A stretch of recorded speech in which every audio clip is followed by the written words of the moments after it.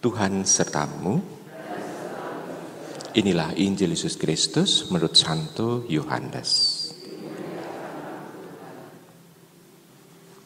Dalam amanat pisahannya, Yesus berkata kepada murid-muridnya, "Seperti Bapa telah mengasihi aku, demikianlah juga aku telah mengasihi kamu.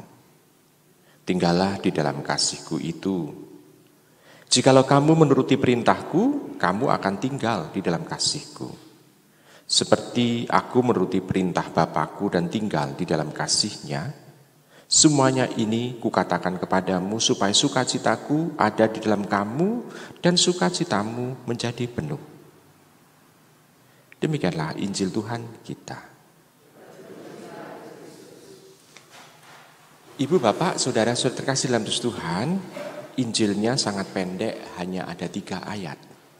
Tetapi di dalam 3 ayat itu, sungguh isinya itu adalah sesuatu yang dalam, supaya kita mendapatkan sukacita penuh.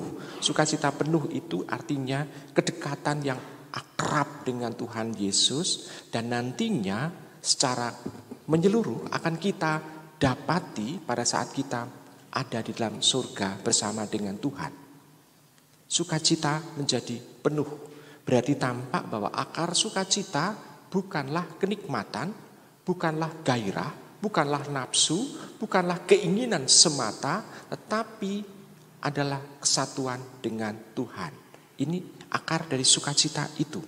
Dan dari akar sukacita itu, bagi Tuhan itu tidak akan dimiliki oleh orang itu sendiri, tetapi harus dibagikan kepada orang lain. Kenapa harus dibagikan? Karena dalam kita membagikan itu, kita juga membagikan Tuhan sebetulnya. Pada saat kita bersharing mengenai itu ada.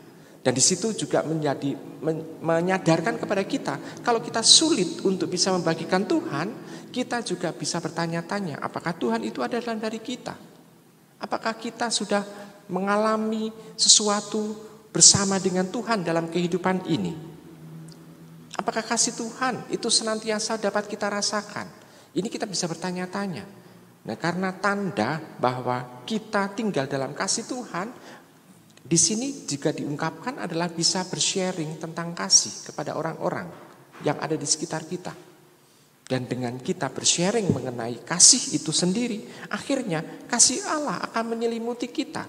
Karena setiap orang yang bisa merasakan kasih Tuhan itu, dia membagikan kasih kepada orang lain, dan orang lain itu pun juga akan mengasihi yang lain pula. Sehingga damai, sejahtera, dan sukacita akan ada dalam sekitar kita.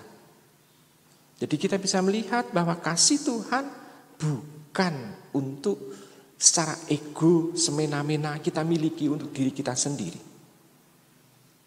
Tetapi kita juga tahu bahwa orang dalam mengasihi seringkali juga mempunyai dalih. Ambil contoh misalnya, orang yang ingin misalnya mengasihi dengan mengeksploitasi orang lain juga ada. Saya mengasihi kamu kalau atau jika ini dengan cinta yang bersyarat atau kasih yang bersyarat. Saya mengasihi kamu jika bla bla bla bla, ada banyak syarat-syaratnya seperti itu. Ini bukan kasih yang utama. Karena kasih itu tidak pernah memberikan syarat jika.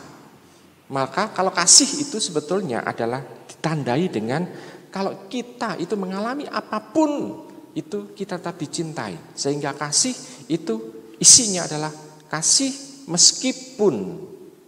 Jadi ada kata meskipun, bukan meskipun bla bla bla bla. Jadi kita bisa melihat ada sesuatu. Karena ada juga orang yang membuat kasih itu juga dengan cara yang lain lagi.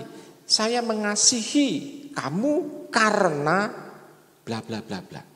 Ini juga sesuatu yang tidak tahan lama. Kalau Tuhan Yesus mengasihi kita atau Allah mengasihi kita, bukan dengan syarat atau jika ini atau karena ada sesuatu dalam diri kita, karena, tetapi meskipun kita punya dosa, tetapi kita tetap dikasih oleh Tuhan.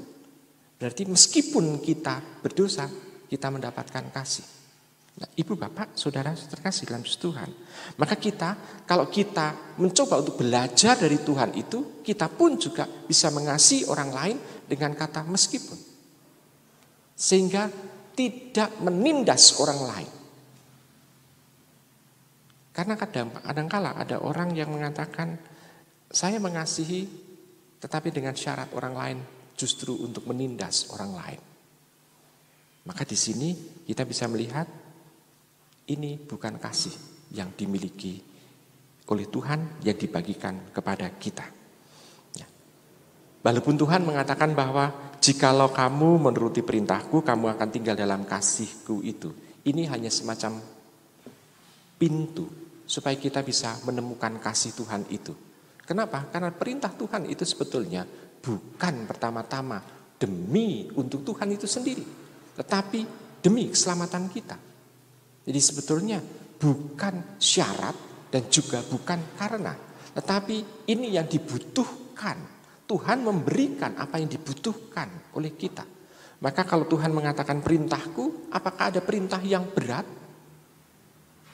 Sebetulnya perintahnya sederhana, hanya dalam mewujudkan perintah Tuhan itu kita memang seringkali berdarah-darah. Tetapi bagi diri kita itu justru menjadi pintu bagi diri kita untuk bisa merasakan dan mengalami kasih Tuhan. Dan nantinya akan kita bagikan kepada yang lain. Selamat merenungkan.